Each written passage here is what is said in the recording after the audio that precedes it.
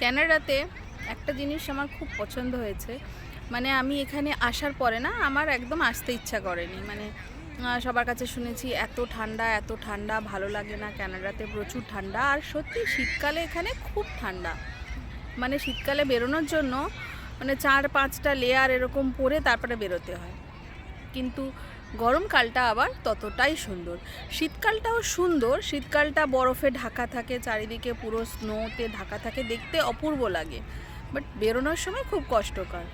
আর গরমকালটা এত সুন্দর, গরমকালটা চারিদিকে গ্রিন। আর আমাদের এমনি নর্মাল খেলার মাঠগুলো আমরা ইন্ডিয়াতে যা দেখেছি পুরো এটা মানে ধুলো ধুলো হয়ে থাকে, আর এখানে কত সুন্দর। এইখানে আমি প্রত্যেক দিন আমার মেয়েকে খেলাতে নিয়ে আসি। ওই যে মেয়ে, আমার মেয়ে আর আমার মা দুজনে খেলছে, আর ও ছুটে ছুটে আসছে, একটু করে আসছে খাওয়া দাওয়ার নিতে। আর এখন যেহেতু বাজে প্রায় 8:30, আর 8:30 দেখো বাজে, বাইরে এখনও রোদ আছে সুন্দর। আর আমার খাওয়ার টাইম হয়ে যায় প্রত্যেক দিনই। তো আমি একটু মুড়ি মাখিয়ে নিয়ে এসেছিলাম, কিন্তু মুড়িগুলো পুরো একদম শুকিয়ে চাল হয়ে গেছে, মুড়িগুলো পুরো শুকিয়ে চাল হয়ে গেছে। যাই হোক, এটাই কোনো রকমে খাবো। আর এখানে সুন্দর দেখো দেখতে বাচ্চা কাচ্চা। আর ওখানে ওই যে পার্ক, ওখানে আজকে প্রচণ্ড ভিড়, এত বাচ্চা কাচ্চারা খেলছে যে জায়গা পাওয়া মুশকিল। তাই বল নিয়ে আসি, বল নিয়ে আমার মেয়ে এখানেই খেলতে লেগে যায়, যে মায়ের সঙ্গে খেলছে বল নিয়ে।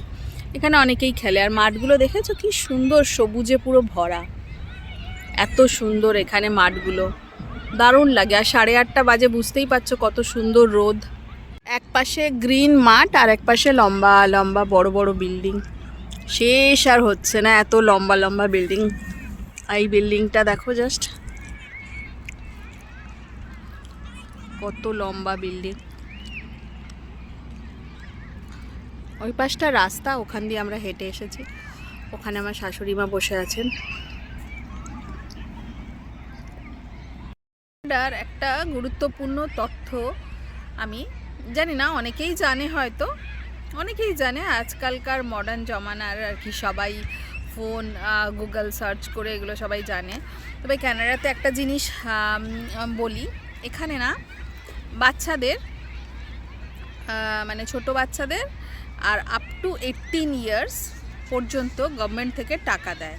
সেটা বাচ্চাদের দেয় না, বাচ্চার মায়েদের জন্য টাকা দেয়। বাচ্চার মায়েরা যে সারাদিন ঘরে থাকে, বাচ্চাদেরকে দেখাশোনা করে, তার জন্য গভর্নমেন্ট থেকে একটা সাবসিডি দেয়। তবে সবাইকে নয়, যারা হচ্ছে ক্যানাডার পার্মানেন্ট রেসিডেন্ট তাদেরকেই দেয়, আর যারা সিটিজেন তাদেরকেই দেয়।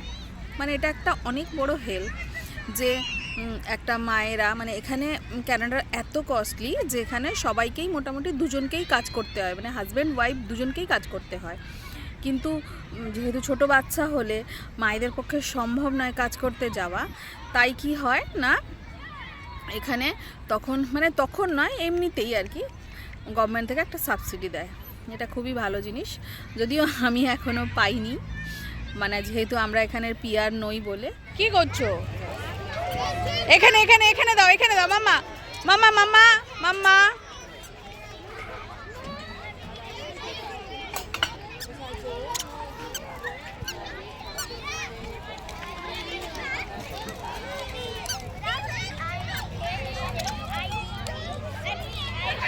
সাড়ে 9টা বেজে গেছে, আমরা এখন বাড়ি ফিরছি। মামা টাটা বলে দাও। আমরা এখন বাড়ি ফিরছি। আর বাইরেটা এখনও আলো আছে, এখনও চারিদিকে আলো আছে। স্ট্রিট লাইট জ্বলে গেছে, বাট এখনও প্রচুর আলো দেখা যাচ্ছে। চলো টাটা, সবাই ভালো থেকো।